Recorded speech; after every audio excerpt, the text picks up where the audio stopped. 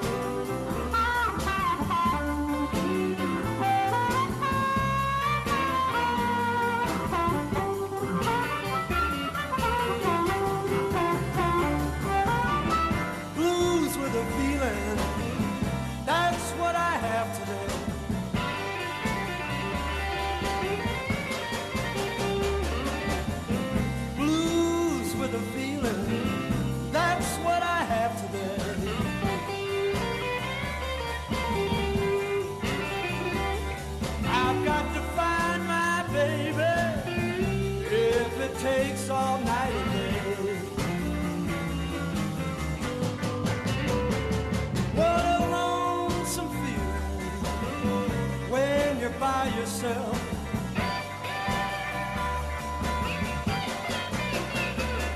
What a lonesome feeling when you're by yourself.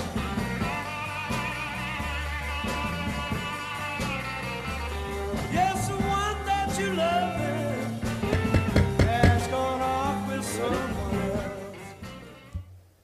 Good evening, ladies and gentlemen, attendees and participants, and welcome to the April 20th, 2021 meeting of the City of Tampa Variance Review Board. From my left, the members of the board are Susan Long, Brett Feldman, Dustin Pastor, Sam Walker. David Farrell. also in attendance this evening, from legal, we have Kamaria Pettis-Mackel. From development coordination, we have Anastasia Barnes. We have, I think Eric Cotton is or was here. And we have Eileen Rosario. From Natural Resources, Owen Williamson, I think is here tonight. I think I may have missed Brett Burks from Development Coordination. No, he's not here tonight? All right. And I don't think we have anyone from Transportation this evening. There are some procedural rules that we will need to follow this evening. Due to the COVID-19 pandemic, please adhere to safe social distancing as set within the room. Please maintain wearing facial masks at all times. When your case number and petitioner's name are called, please approach the podium. When you approach the podium, please state your name, address, and if you have been sworn in. The petitioner and/or their agent will have 10 minutes to make a presentation. All other persons or participants wishing to speak will then have 3 minutes each, and then the petitioner will have an additional 3 minutes for rebuttal if necessary. The time periods as stated will be kept by the board. Any information such as pictures or plans that have not been previously submitted as part of your petition and that you intend to present at this hearing for consideration in support of your petition must be individually presented and accepted by the board. After acceptance by the board, you must submit the item to staff for it to be entered and made part of the permanent record. The board bases its decision on competent and substantial evidence which is presented and which meets the criteria required by the city's Code of Ordinances. Please be sure to clearly state your hardship criteria during your presentation. The variances presented by the board will be only for what is shown on the site plan and will be in compliance with any terms and conditions stated in the approval by the board. All other city codes will need to be met. If the case is approved, your variance will expire 2 years from the date of decision. If the case is continued, it will be continued to either the next month's VRB board agenda or the next available position for any upcoming VRB board agendas. If the case is denied, you may wish to have the Variance Review Board's decision reviewed and appealed by the City Council. You must file a petition for review of the board's decision within 10 business days of the written decision. You will not be able to pull any permits until after the 10 days of review period has passed. Your cooperation in ensuring that this meeting is run smoothly is greatly appreciated. Now, can I have a motion from one of the board members to approve last month's meeting minutes, please? I so move. Thank you, Ms. Long. Second. Thank you. And at this time, will legal staff please confirm whether there are any ex parte communications or conflicts among the board members? Good evening, Kamaria Pettis-Mackel from the City Attorney's Office. Will the board members please state whether or not they've had any ex parte communications regarding any of the items that are listed on the agenda? See none for the record. Additionally, will the board members please state whether or not they have any conflicts of interest regarding any of the items that are listed on the agenda? I see none for the record. Thank you, Mr. Chair. Okay. At this time, I would like a staff member to conduct the swearing in for members of the audience. If there is a chance that you might speak tonight, please stand and be sworn.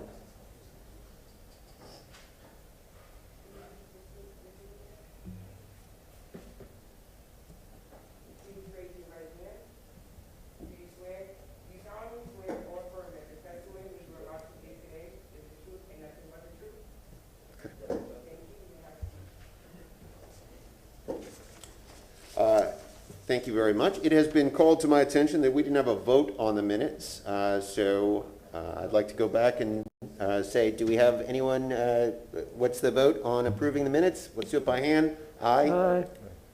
Any opposed? All right, great. Minutes are approved. Thank you. All right, staff, if you would please call the first case.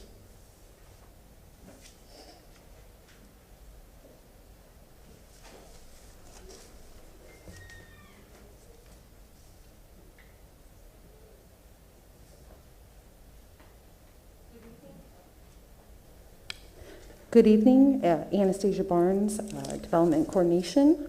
The first case to be heard tonight is BRB 2143. The subject property is zoned RS60, residential single family. The property owner is Mobley Custom Homes, LLC. Mark Mobley is the agent and applicant. This variance is to request to remove a grand tree in accordance with section 284.25. This is an existing site photo. Here is an aerial map showing the general location of the subject property with surrounding zoning. The applicant has provided several pictures as well as alternative plans to demonstrate the location of the tree in relation to the home.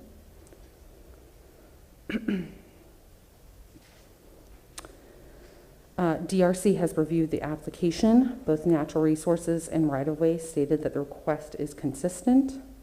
3 letters of opposition were received via email this afternoon and have been submitted into the record.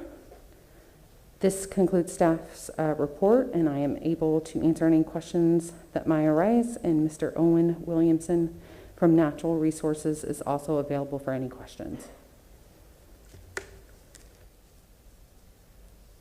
All right, applicant, you're here, I assume? Great, come on up.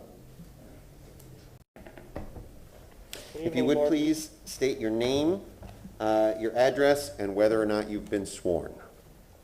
Good evening, Richard Pederica of Dark Moss,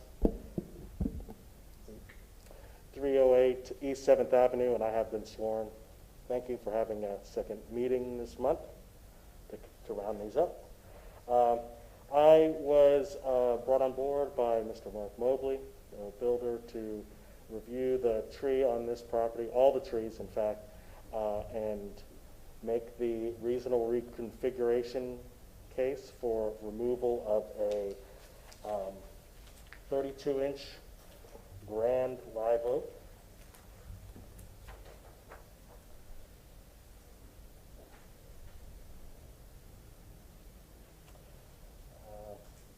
Hopefully you can see this better in your packet.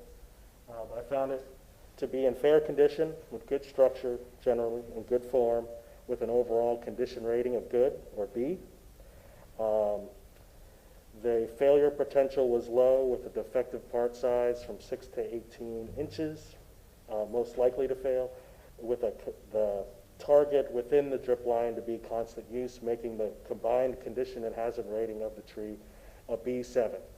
The standard for a hazardous tree in the city, as you know, is a C9. There were multiple burls on a weird seam on the west side, and there were very minor sprouts on some of the branches. And at the time of the assessment, there was really poor crown vitality, potentially due to the seasonal effect, meaning it was winter and not flush. It is currently located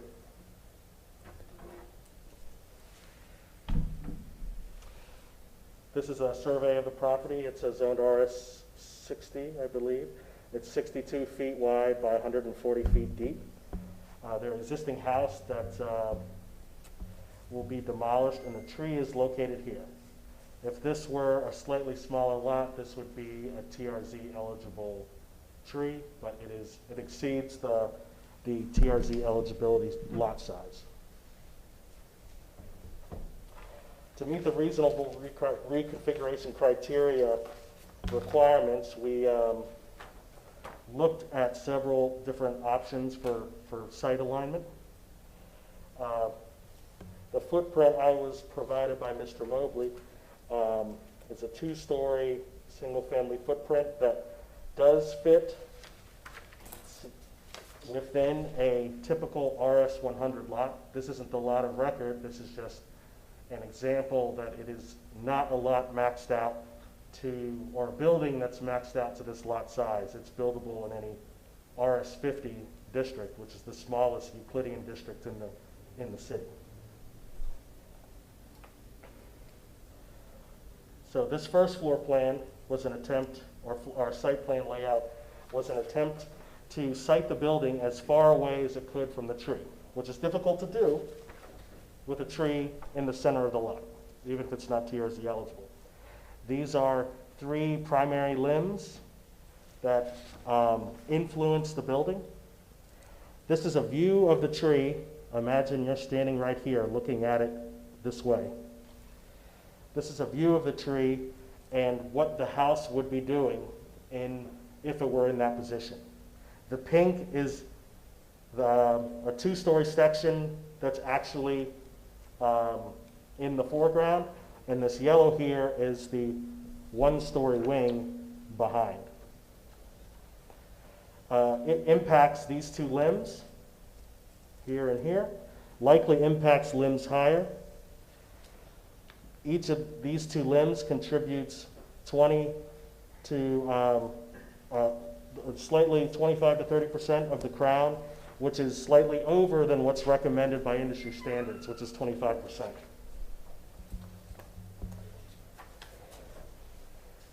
If we shift the building to the rear yard, we still have problems.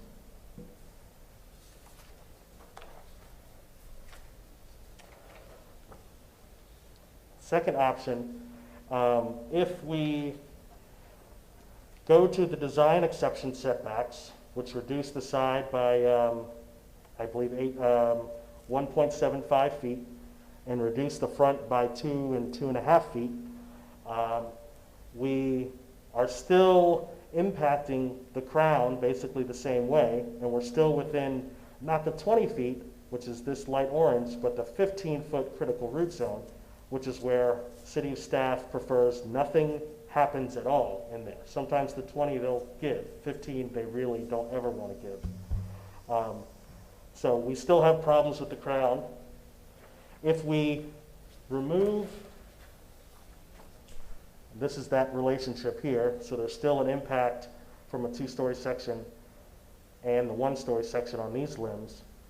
If we remove this section of building here, which is part of the master suite, the 2nd floor. This is the master bedroom and master bathroom. Something dramatic. It's really too detailed to know with the organic nature of tree limbs. But roughly here to here, I'll draw this. I apologize. With that gone, we may not be triggering the full 30% of crown canopy removal, but a lot's going on. And there's still a big building,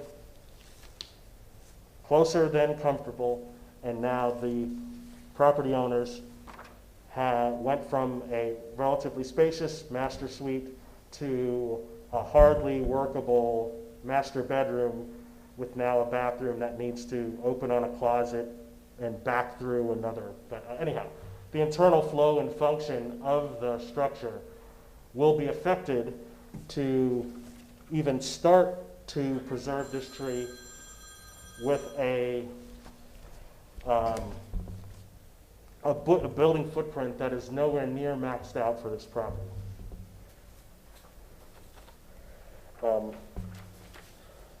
So in closing, I would just like to follow up that using the reasonable reconfiguration criteria, we've demonstrated, or I've tried to demonstrate that either the tree will not or will be adversely impacted by any option, or in order to accommodate the tree, the internal flow and function of the building will be impacted such that it is an unreasonable reconfiguration attempt. Thank you.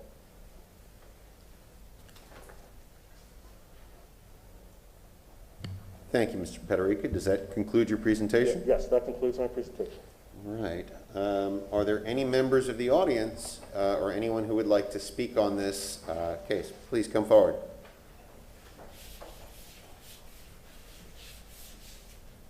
Please state your name, your address, and whether or not you've been sworn before you speak. And if you're each going to speak, I don't know if you, let's just either do one at a time, or both of you state your name, your address, and if you've been sworn.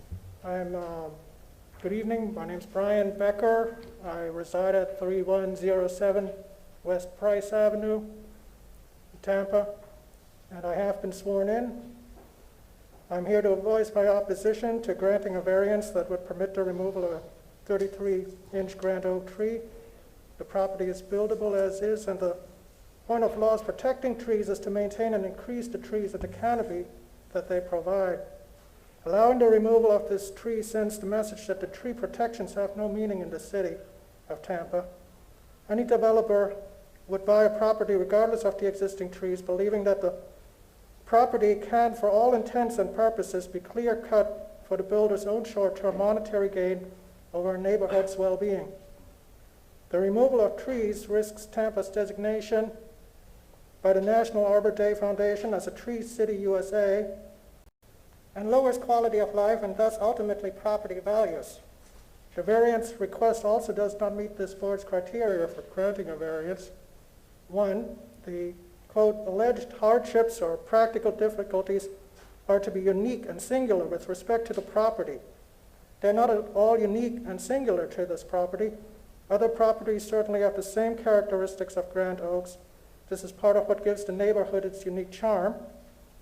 Two, furthermore, quote, a self-created hardship or practical difficulty shall not justify a variance.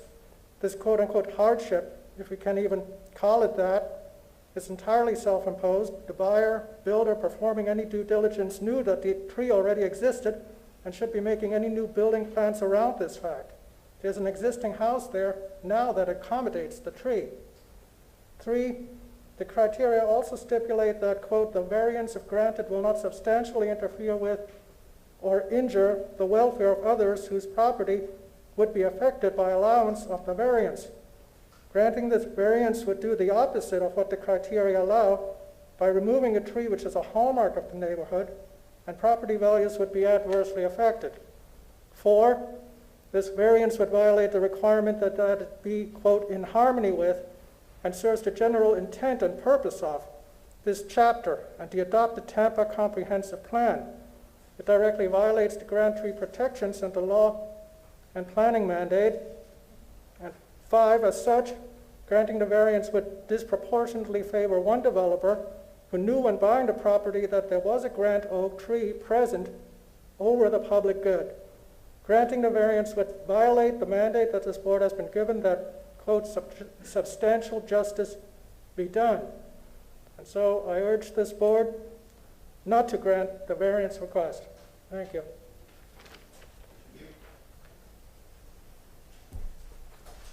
Hi, my name is Gerhard Becker, and I live on 3508 San Jose Street, Tampa, Florida 33629. Can you speak up a little bit louder, sir? Oh yes, I do a lot of biking and I do a lot of walking, and I go to the gym 3 times a day, so I'm an outdoor man. And I like trees. What I like about Tampa and Florida are these old trees. They make you live and they make you feel alive, and you like to watch birds and you like to watch nature. I do this every day. And when I see a tree coming down, I feel very sad. And I feel it takes many, many years for a tree to grow, and it's an asset without costing any money.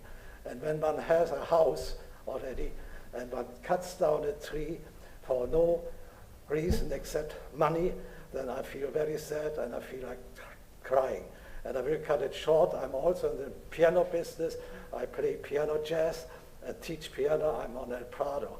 Blue moon, you saw me standing alone. And I feel like crying when I see a tree coming down. And that's all I have to say. I'm totally against granting this tree removal. Thank you very much for making me speak out. Thank you. All right, at this time, well, is there anyone else in the audience? Is there anyone else in the audience who would like to speak on this petition? No. All right, at this time, we'll open it up for board questions. Does anyone have any questions?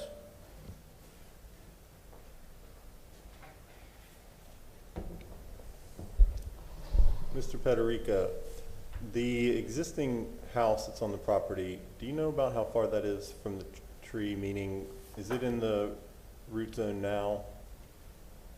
Sorry, what was the last statement? If you wanted to build the house that's there today, in the spot that it is today, would you be able to do that, or is it within the tree encroachment zone? I'm not sure. From let's see, from a horizontal perspective, you could. From a vertical perspective, there would be, with that, if it were higher than single story or built to probably the floodplain, there'd be maybe 10% canopy loss. Okay.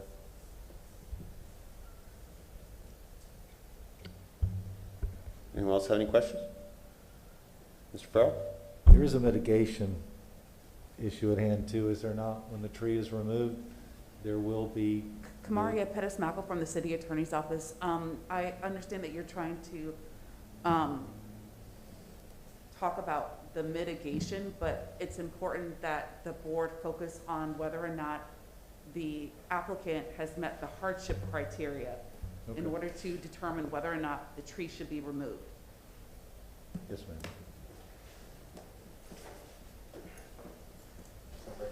Sorry about that. And just for clarification, the criteria that we're following, the hardship criteria that you're referencing, Ms. Pettis-Mackel, that's the tree removal factors, correct? Yes, Mr. Chair, and that's Code Section 27-284.2.5. Okay, I appreciate that. Mr. Pederica, what is the square footage of the proposed home? Oh, I knew that was coming. I don't have a number, and I'd have to scramble to get it. Rough guess? 3,000 square feet. Okay.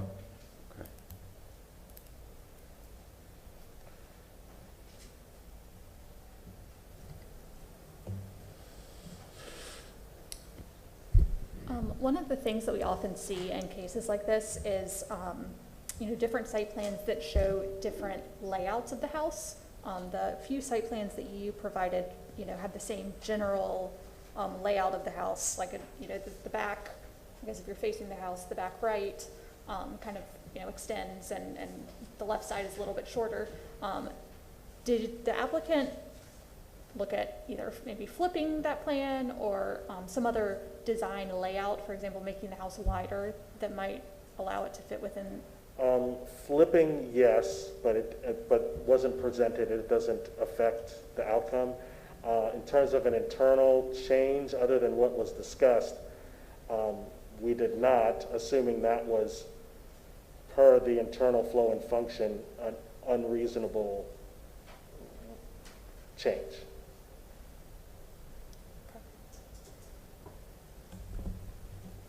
I guess I have a question for legal. So the comprehensive, or the city code requires that the site plan, I guess the applicant to show that the site plan can be reconfigured and it doesn't affect the internal flow of the house. Can you provide a little bit of guidance as to what exactly that means? Does that mean that they shouldn't be obligated to amend the site plan that they want, or that they shouldn't be obligated to propose completely alternative site plans if the internal flow is not affected? Kamaria Pettis-Mackel from the legal department. So this code section is to give direction to the applicant to submit alternative site plans, one, to show what the desired proposal is, but also alternative ways in order to save the tree. So the applicant, and again, it's a reasonable configuration. The agent, I apologize. The agent presented the three photographs or diagrams to show three different ways to move the property based on the two-story proposed development of the property, in order to show the different ways in which, if you move it different ways on the property, the tree is still impacted. That's what this, what the applicant did during the presentation, but the code is, what are the different ways in order to, you know, based on the proposed development, how are you trying to, how will it impact the tree? Is there any way to save the tree? Does that answer your question? It provides a little bit more guidance. Thank you. Because the key word is to preserve the grand tree. That's the key word on section 27-284.2.5, subsection F4, subsection B is whether the proposed building structures can be reasonably reconfigured to preserve the grand tree requested for removal. So the proposed reconfigurations by the applicant shows, based on their proposed site plan, shows what they're trying to do to save the tree. And based on their proposed site plans, there's nothing that they could do to save the tree based on their proposal of the two-story property.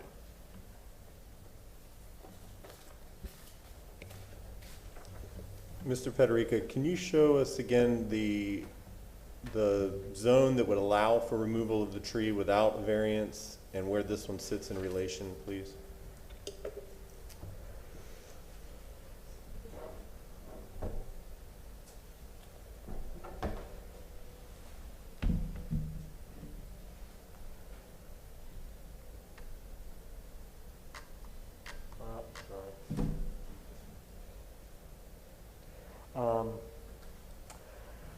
A tree located in the center of a property, or 5 feet within the side setbacks or front setbacks, or 10 feet from the rear setbacks, on a lot that is, I'll try my best here, less than 65 feet wide and less than maybe 130 feet deep, with an overall site area of 6,500 square feet.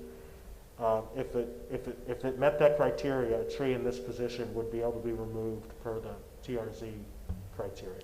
But on the floor plans you showed, is that what the red line is? The red dash line? I'm sorry. I apologize. The red dash line is staff's, in conversation with staff, that if there was any play in special design techniques, they don't occur in that line. Yeah, I'm sorry. I'm talking about the ones that are set back off the setback line. Oh, See that? yes. Oh, sorry. Yes. I apologize. Is that the zone you were just describing? Yes, this is the zone I was Okay. just describing. Okay, that's what I wanted to clarify. So if it was in that zone, if the trunk was in that zone, then you wouldn't need a variance? And if the lot, yes, the trunk is in that zone, but the lot is large enough that a variance is still required. Yeah, okay. While you've got that picture there, Mr. Perica, you have some other circles that I assume are trees on Yes. that. Can you talk a little bit about the trees and what's happening to other trees on the lot? Sure. There are some off-site trees that are unaffected. There's some live oaks here that would also be unaffected. I don't remember what this tree is. I could pull up the inventory shortly, but there's a deformed, poor condition oak over here, and then there's 2 very nice live oaks up front. One with a limb that extends pretty far into this projection, which is this tree, which would need some minor pruning for any of the ones proposed, but the further we get away from this tree, the closer we get away, we get to these limbs, which I apologize if there's a big glare there, but there's two substantial limbs and one large scaffold branch here. That if those were taken back too far, this gets impacted. Okay, so And this is the canopy of the existing tree currently, of the tree in question. right, so your plan, as you're proposing, would be to take down this tree, which is pretty central in the middle of this lot, but preserve the other tree, at least those front two grand oak trees, without too much pruning? Correct, yes.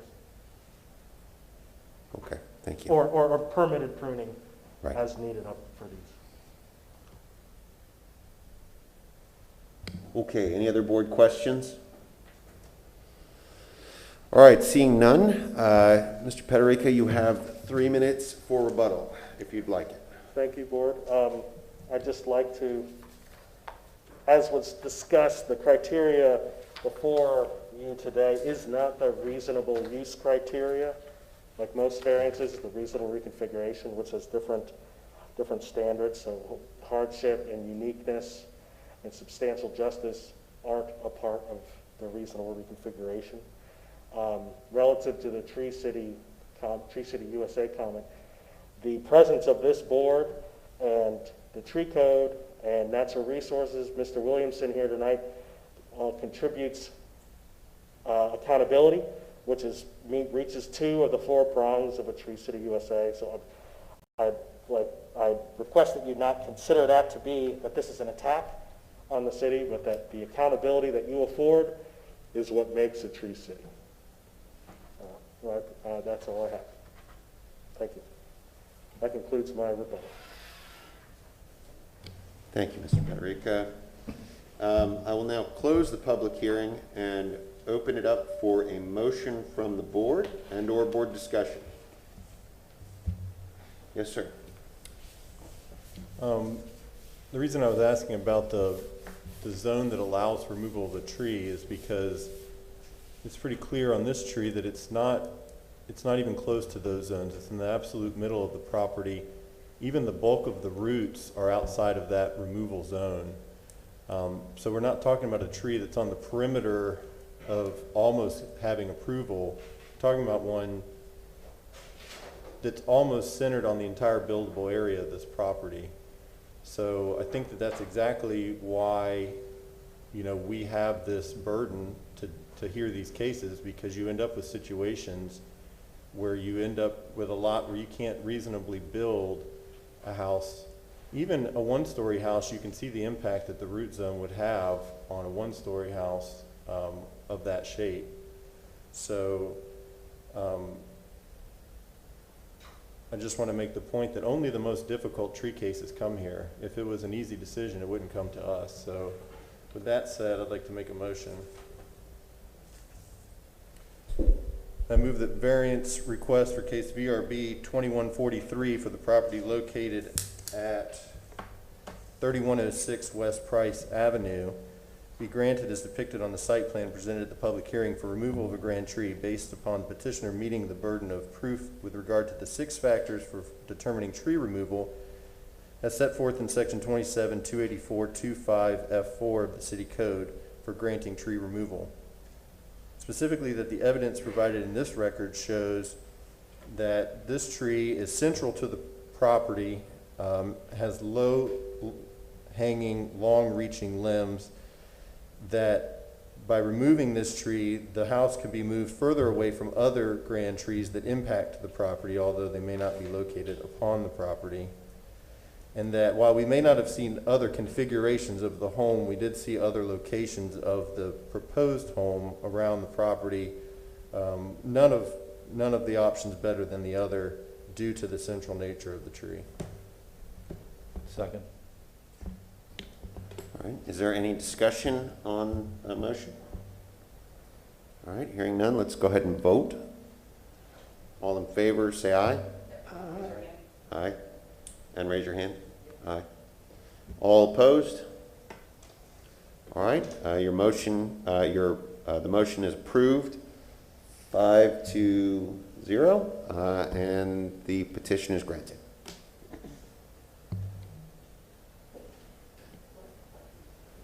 All right. Would the staff please call the next case? Anastasia Barnes, Development Coordination. The next case is VRB 2144. The subject property is zoned CI, Commercial Intensive. The property owner is Patricia Mussolini, trustee, and Ricky Pederica is the agent and applicant.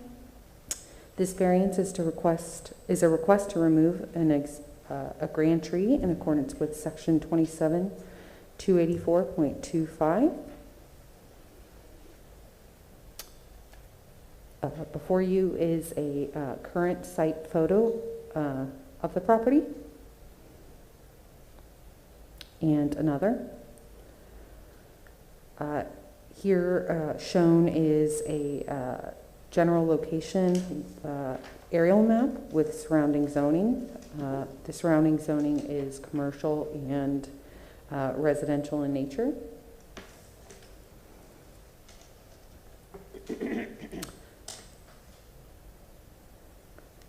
Here are several site plans provided by the applicant. Here's the first one provided, the second, and the current one with the removal of the tree.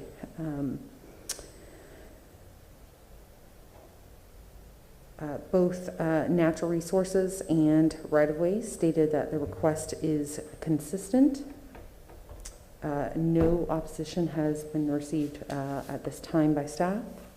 And this concludes staff report. And I would be happy to answer any questions that you might have, as well as Mr. Owen Williamson from Natural Resources is available as well. Great, thank you. All right, I guess Mr. Pederica, you're up again, huh? If you would please once again state your name, your address, and whether or not you've been sworn. Thank you, Board. Richard Pederica, 308 East 7th Avenue. I have been sworn. Thank you. I'm here again. I didn't plan to be here for two, to discuss a very different site, both from canopy coverage, tree condition, and proposed use. The tree in question is a 33-inch live oak that I cannot believe that I didn't get a picture of. Except that it was a relatively challenging site that was full of trees, which you can see here. I inventoried 10 grand trees total. Several were hazardous. The both were hazardous, and some of them were marginally not grand. In lieu of a picture, I just wanted to give you a sense of what the condition was. Because the trees are growing in this forest condition, where you imagine an oak tree like we just saw with branches extending down to the ground, you don't get that in a forest because the leaves go up for light. So the form of the tree, well, I mean, don't read too far into this, but just to give you the character, because I couldn't photograph it, is not unlike this condition, which is Kennedy and Ashley area, Bank of America Plaza, where there's a lot of trunk with branches and leaves way up high. And here's a little illustrative example, kind of, that I just want to make sure you could see that in the absence or the lack of a photograph. So thank you for indulging. The property is in the East Tampa Overlay District, and they're proposing the applicant's proposing a 15,000 square foot manufacturing and light industrial building.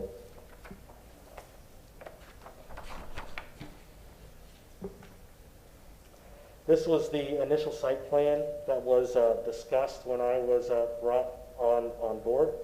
And the tree in question is here. And this is the footprint for the industrial warehouse facility. What is guiding this site plan layout is 40th Street is a state road, and DOT dictated this driveway position. As I was preparing my reasonable reconfiguration options, I provided this to the owner, which this is preserving the tree with the same parking, relatively the same pond area, same building, slightly different access, same driveway location. And what they made me realize was it cut off all this. So while this is fully developable land, by this arrangement, though I thought it worked, it didn't, because this now gets excluded. Additionally, I prepared this per the reasonable reconfiguration criteria and said, look, I can put the building here. This is a hazardous oak, that's okay. We can protect the tree here, same parking, same layout, and the response was, DOT won't let us put this here. It needs to be here. Okay, so then we're back to this, the initial proposal. Which, okay, can we move this here? No, because we can't encroach in a building on this easement.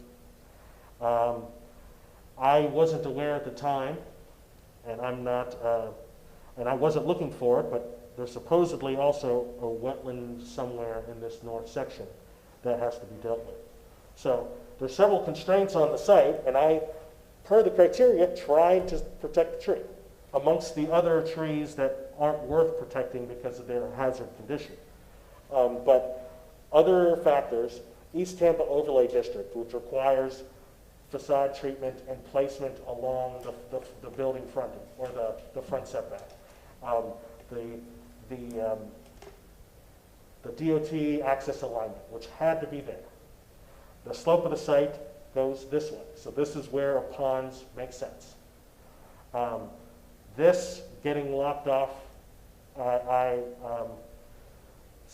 offer that is an unreasonable impact to the usability of this land. And where we are currently, after the civil engineer has met with the with DOT and started this project, or not started, but started to continue to lay out, is basically that exact site plan with the remainder of their entitlements, which fits snugly in. With the stormwater pond, where the grading suggests, and where the building would be permitted, at least from the east-west orientation relative to 40th Street, from the East Tampa Overlay District guidelines. So while this has a different set of criteria, or not criteria, circumstances, we did, I had tried, I had a more flexible site and tried to lay it out, and the circumstances overruled those creative opportunities. So I respectfully request your approval of the removal of a single non-hazardous 33-inch green tree in fair condition. That concludes my presentation. Thank you, Mr. Pederica. Is there anyone in the audience who wishes to speak on this petition? Well, seeing none, I will open it up for board questions.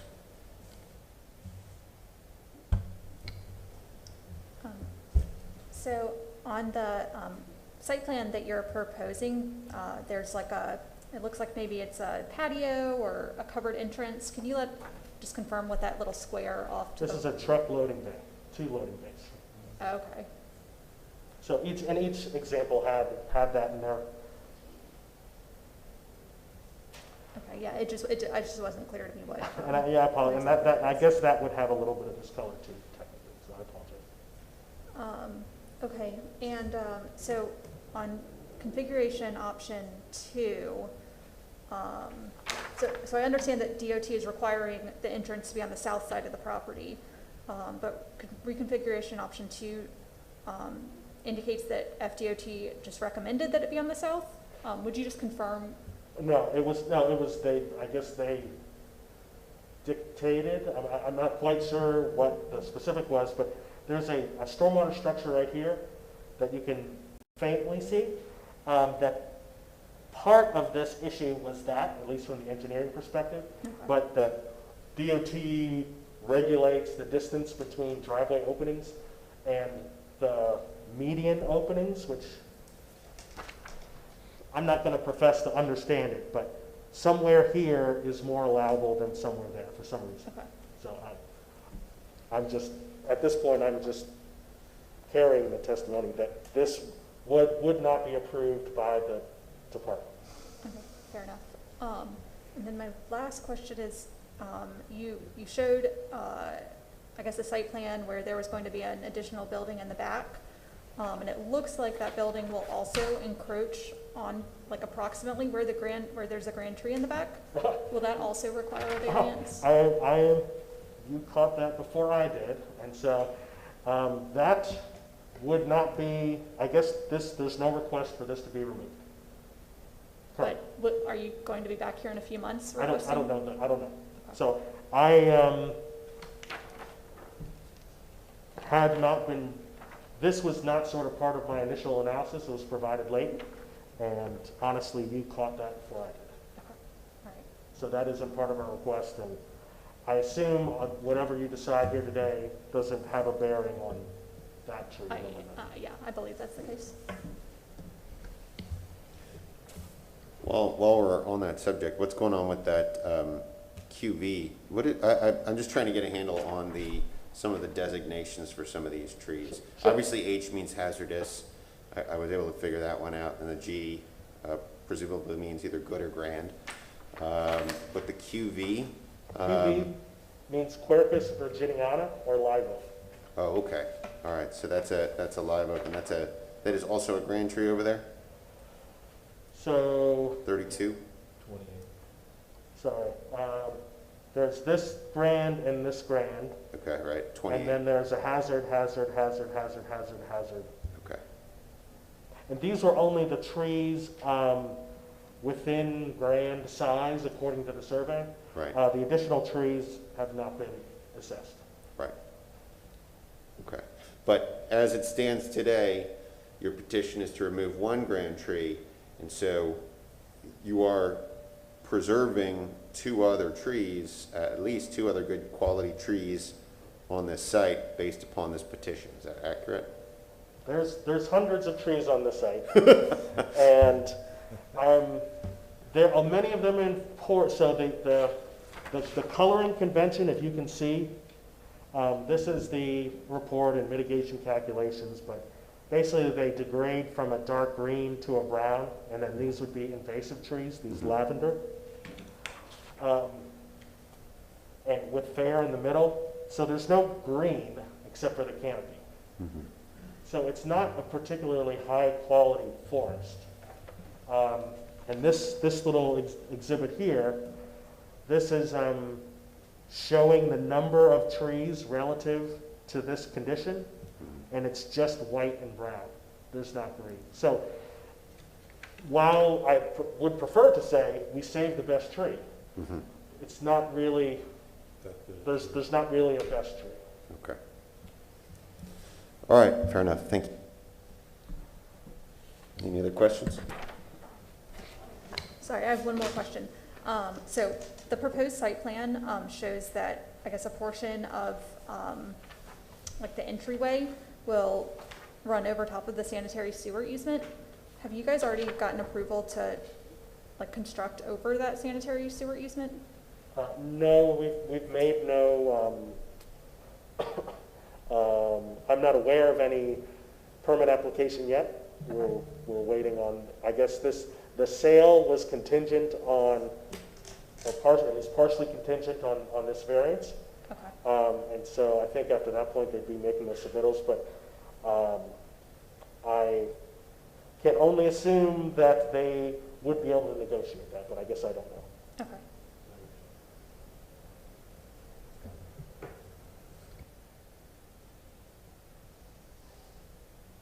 All right, no other questions? Going once? Okay. Well, Mr. Pederica, you have 3 minutes for rebuttal if you'd like it. Thank you.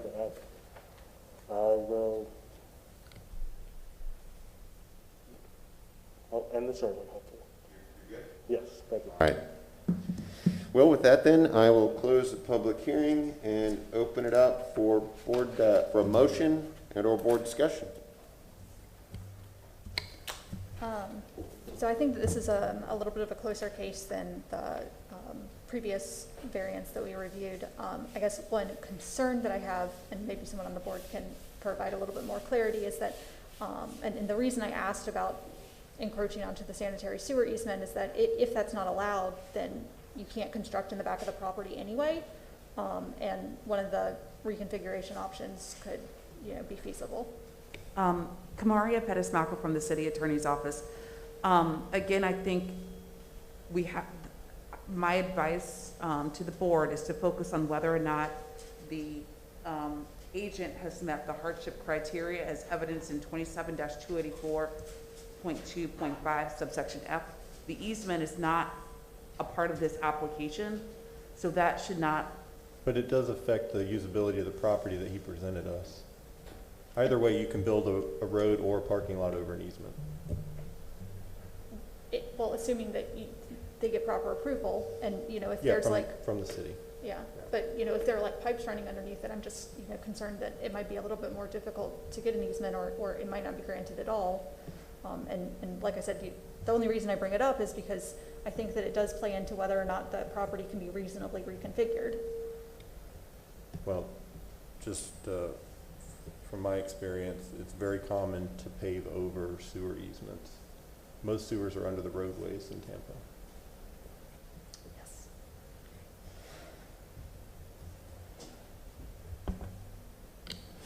So if I understand what your thought was, though, your thought was if you can't build over that sewer, then the back portion of the property becomes unusable, and then you might as well shift it that way. But I guess the thought process is they're not going to put a building on the sewer. They can't put a building over the easement, but it seems likely that they will be able to put roadway or parking over there, which would then allow them to use the back portion of that. So that makes some sense. And I would just also mention, this is a highly industrial area as it is. And so, I mean, again, the quality of the forest is so poor. When you look at the surrounding properties, I think they've certainly made a very good faith effort to try and do what they could to get the thing shifted to where they could save it. So. Okay, I understand. That's good comment. Do we have a motion from anyone? Yeah, I'll make a motion. I move that the variance for case BRB 21-44 for property located at 3215 North 40th Street be granted as depicted on the site plan presented at the public hearing for removal of a grand tree based on the petitioner meeting the burden of proof with regard to the 6 factors for determining tree removal set forth in section 27-284.2.5 F4 of the City Code for granting tree removal, specifically that the evidence provided in the record showed that the proposed building cannot be reasonably reconfigured in order to preserve the grand tree, and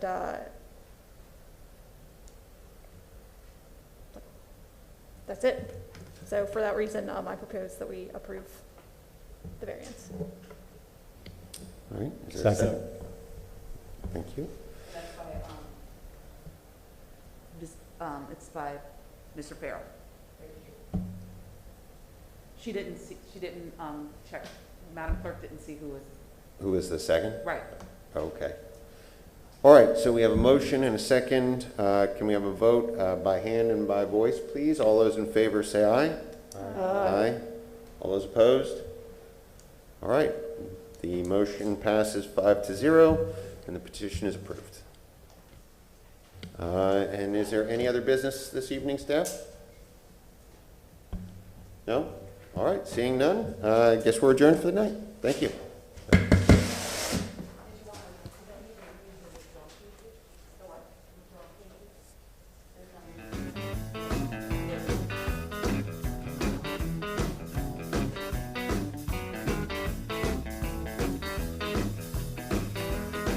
I was 12 years old when I got hip to you. Bright lights, big city, baby, what you want me to do? You got me dizzy and now I sing the blues.